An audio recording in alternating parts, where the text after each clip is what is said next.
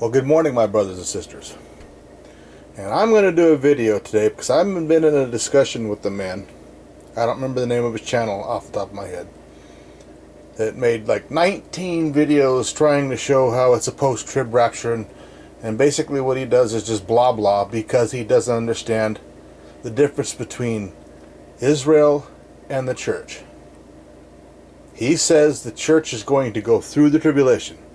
Now I'm going to try and dispel that right here and right now. What you see is you see three groups of individuals, and let's pretend this table is the world. We have the green guys, dark brown, and light brown. According to the scriptures, there are only two groups on the face of this earth right now. Believers, green guys, and non-believers. Subgroup A, Hebrew, subgroup B, Gentiles. Now, he's saying that the church goes through the rapture, and then at the end of the rapture, when Christ returns, the church is called up and changed.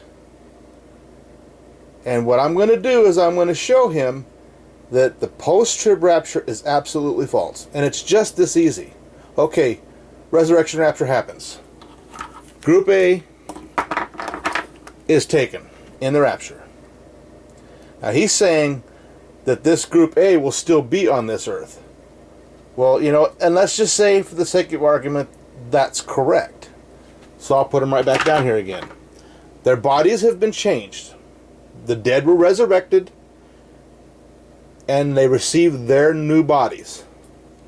Those that were alive were caught up, and their incorruptible flesh was turned into incorruptible flesh.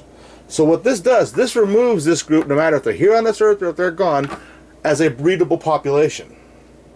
Now this is according to the sheep and goats, you know, which he says is, you know, part of that after rapture stuff. That leaves, once the church is out of the picture, that leaves the Hebrews and the Gentiles. And at the sheep and goats judgment, as found in Matthew 24, you have the world being judged on how they treated the Hebrews.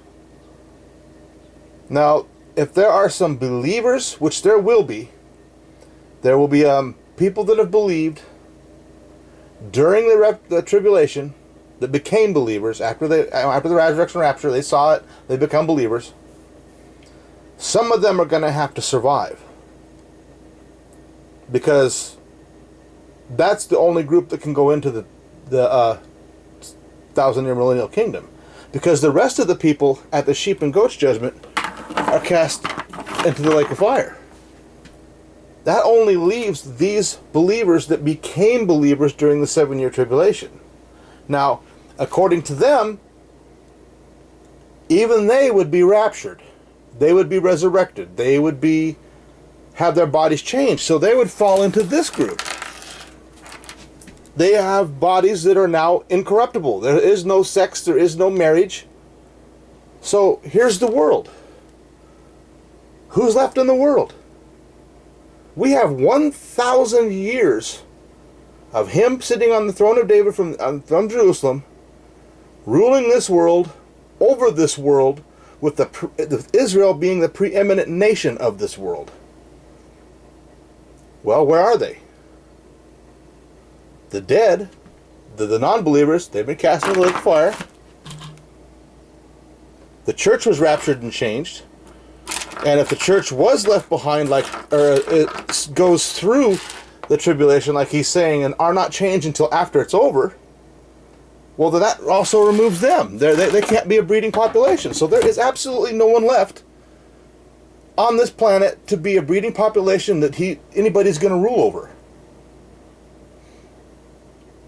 Get it? That's just how simple it is. The post-trib rapture is satanic in its origins to cause people that are real Christians to lose faith in the blessed hope, and plus lose crowns, rewards, inheritance. It is satanic. Alright, thank you, goodbye.